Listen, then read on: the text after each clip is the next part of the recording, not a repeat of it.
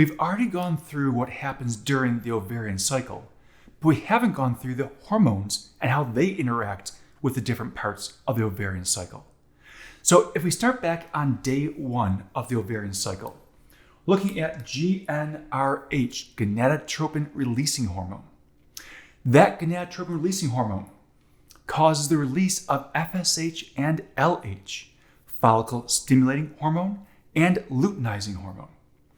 Now, the increase of these two hormones is going to cause the growth of several follicles and start with estrogen being released as well. Now, as estrogen levels continue to climb, so as the estrogen levels increase, it's going to cause the inhibition of further release of FSH and LH, which means you're not going to be able to release more follicle stimulating hormone or luteinizing hormone.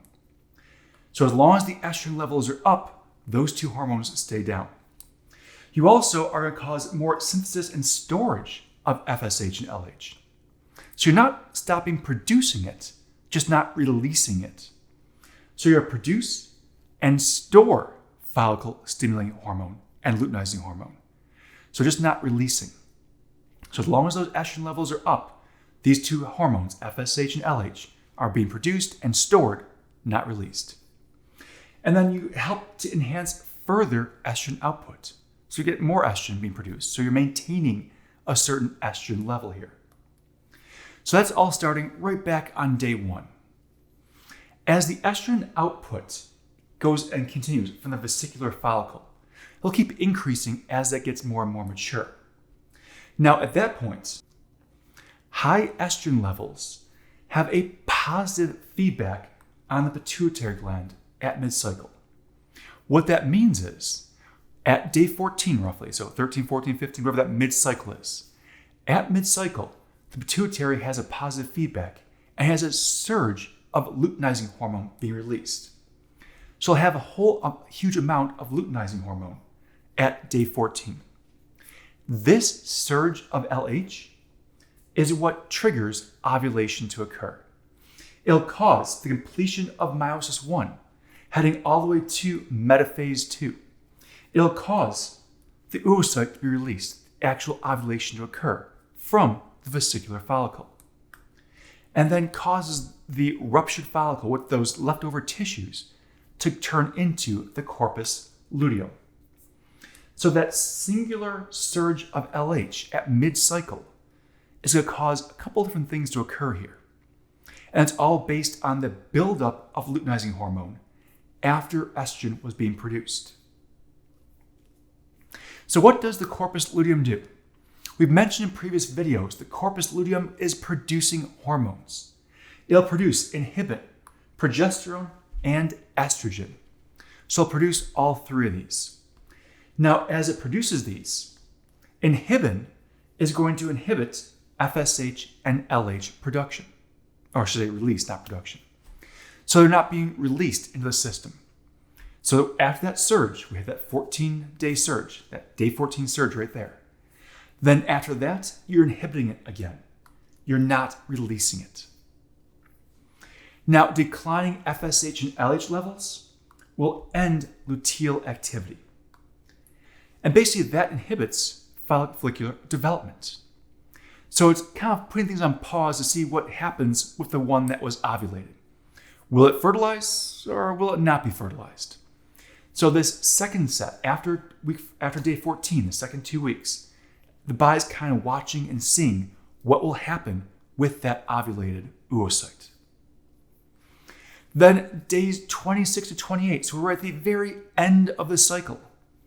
The corpus luteum will degenerate. That's if no fertilization occurred. If fertilization occurred, this whole thing is a different story.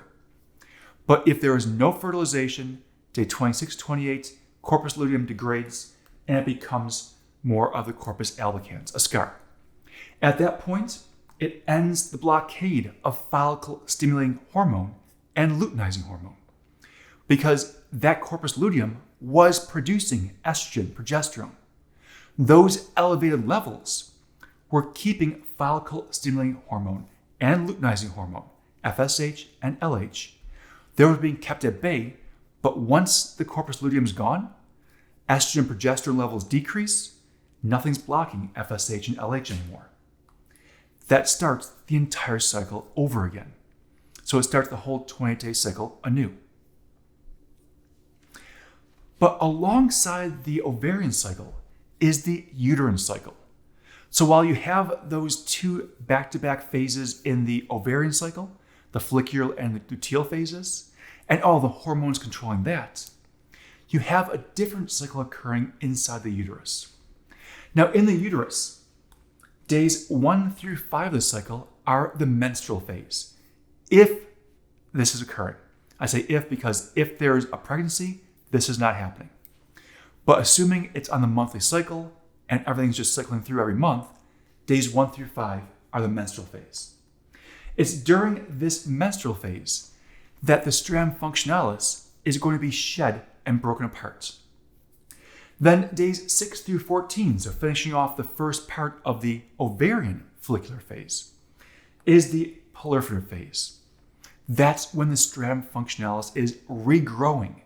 It's basically growing in anticipation of a fertilized oocyte implanting.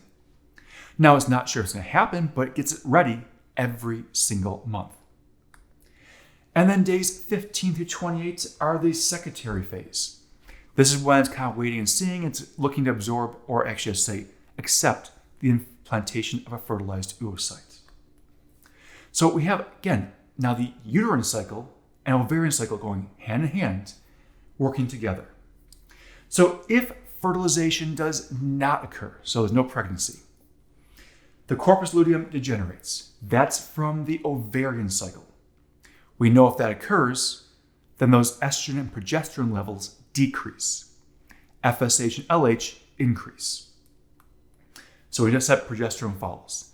That causes the spiral arteries to kink and spasm. We know the spiral arteries are heading up into the stratum functionalis.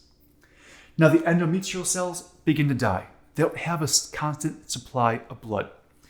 The arteries are kinking and they're spasming. The blood just isn't flowing efficiently anymore. So as those cells start to die, the spiral arteries will constrict again. Constrict, relax, and go wide open.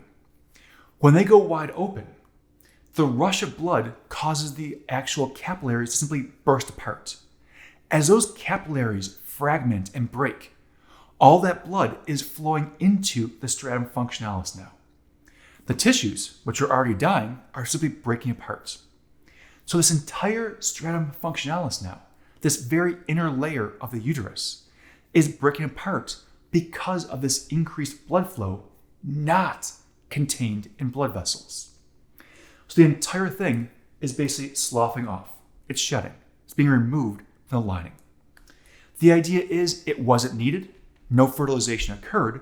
So it's time to get rid of it and create a brand new layer in the anticipation that might happen next month. And again, if it doesn't happen, sloughs off again. And this keeps happening each month while the uterus keeps trying to create fresh tissue in case there is a fertilization occurring. So that's a little about the hormonal control of the ovarian cycle as well as the uterine cycle.